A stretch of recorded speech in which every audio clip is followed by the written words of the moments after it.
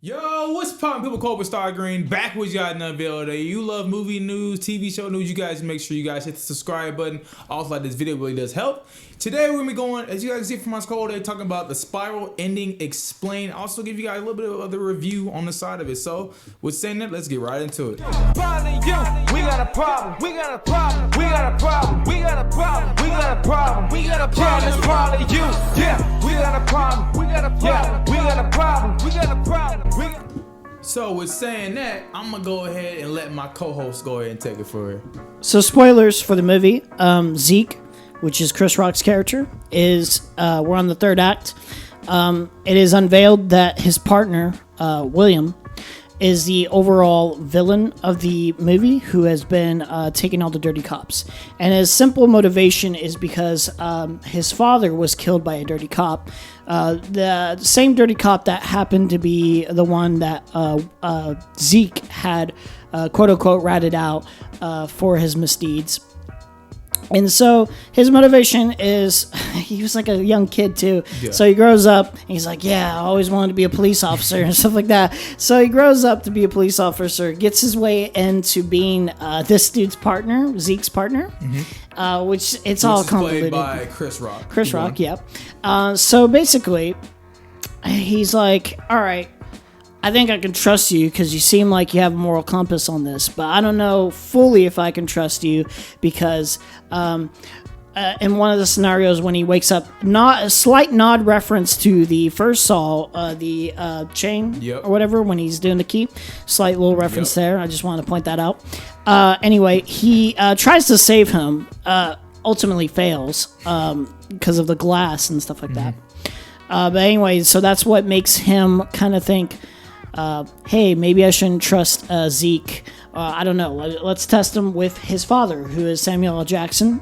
Samuel L. Jackson's character is also a dirty cop. They don't go into specifics, the very specifics of why he's a dirty cop. I think they do nod to like him covering up a couple things here or there, him assaulting people here or there, which was odd.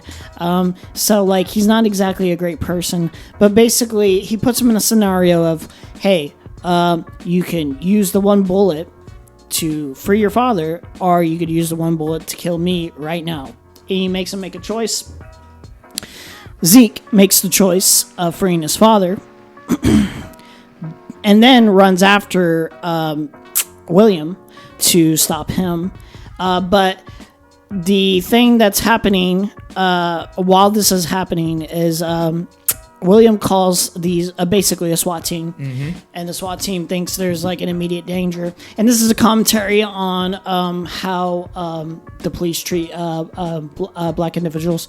And so basically, they open up, and he uses the puppeteer to make Samuel L. Jackson's character look like he's aiming a gun at them, and they all start shooting. And it's pretty brutal, and it's a very hard moment to swallow in this movie, full of torture. It was weirdly one of the more uncomfortable moments of the movie. Yeah, so if you guys did not know exactly what my co-host Amy was talking about, the last little trap and how the whole entire thing went down, it's because of this little trap that he's in, that Samuel Jackson is in, as you guys see on the screen right here. So pretty much off of this, they have Samuel Jackson kind of do, it kind of plays on what's happening in real life a little bit. So he has the gun, he's pointing it at the cops, but it's a trap, so he's not really doing it. Yeah. So Samuel Jackson ends up dying. William, the bad guy, ends up actually getting away. His partner actually ends up escaping, getting away.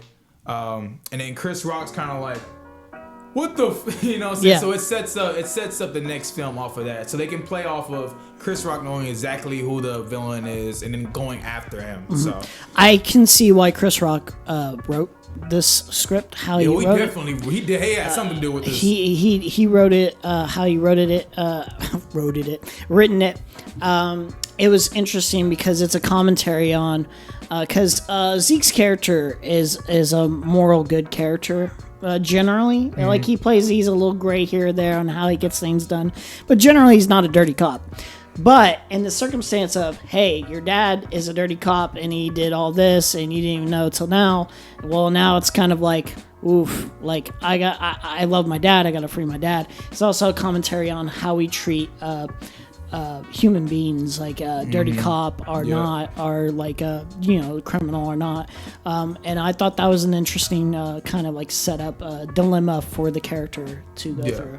So you end up figuring out that like there's like no really good cops in this film. Only one is Zeke, pretty much. Pretty much is only like Zeke and maybe a couple others. But a lot of them are like covering up other things, and that's why. Generally, yes. Like pretty much everyone else. Well, at least in this film, a large portion of them are dirty cops. And that's why like the killer Will ends up targeting like Samuel L. Jackson, aka Chris Rock's father in the film. He's targeting these other cops in the film. The first 5 minutes he's targeting a cop. So which that part didn't make a lot of sense to me. Cause I'm like, how would he know that someone's gonna end up getting their stuff snatched at the beginning of the film? And I don't know. I let it slide. But we get in our quick little review on the film.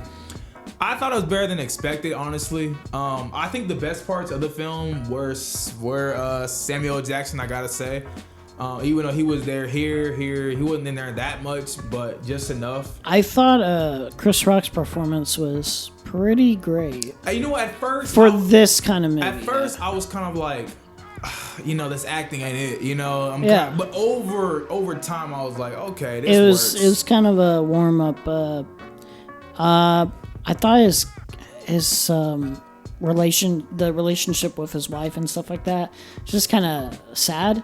It felt like they were kind of making jokes, but not making jokes at the same time whenever he mentioned it. And I was just like, this guy leads a pretty sad life.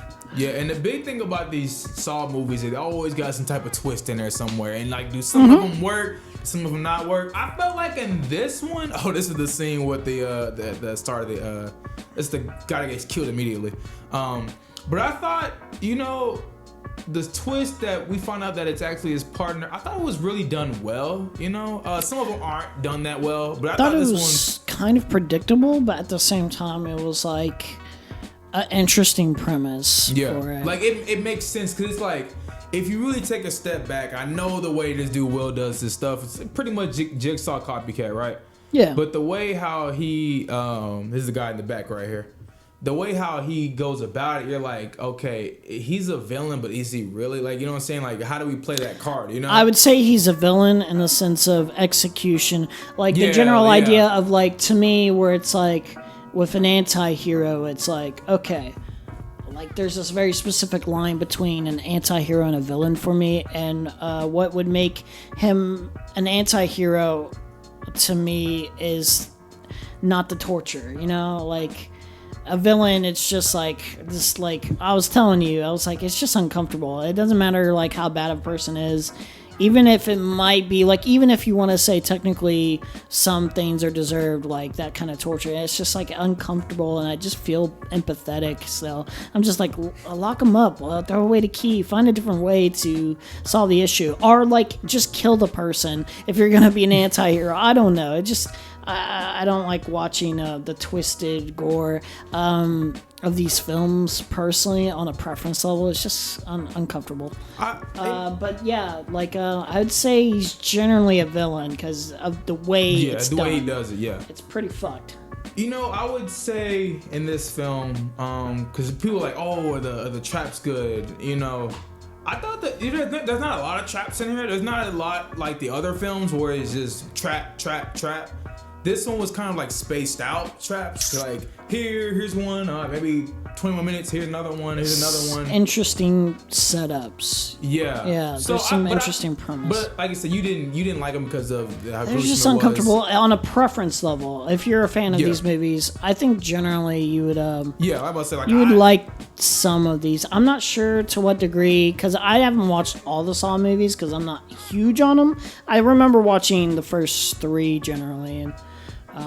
I think like this kind of is about on level with like most of them. Maybe like Saw 1 is better Saw 2 a little bit in terms of That's what they could do, like yeah. interesting experiments with them. I think this is kind of a movie where it's like it's a Saw movie, but it does everything I liked about it more was like the criminal case and Chris Rock's character and all that. Yeah, so if you guys did like don't understand, his partner Will is the main antagonist of the film. So even though I thoroughly enjoyed it, they're probably gonna make a second one because I was reading right before we recorded this that Chris Rock is actually in talks to do another film. He's in talks. Yeah. So we'll see how that ends up going. But hey, man, y'all first time finding our channel. I liked it. Did you give your little thoughts? It's okay. 7 out of 10, 6 maybe. I don't know. It was fine. I enjoyed it. I didn't hate myself watching it. It was fine. Cool. Yeah. But with saying that, y'all first time finding our channel, you guys make sure you guys hit the subscribe button. Also the video, tell me your thoughts, complaint, criticism, stuff like that down below. And hey, we'll see you guys in the next one. Peace. Peace.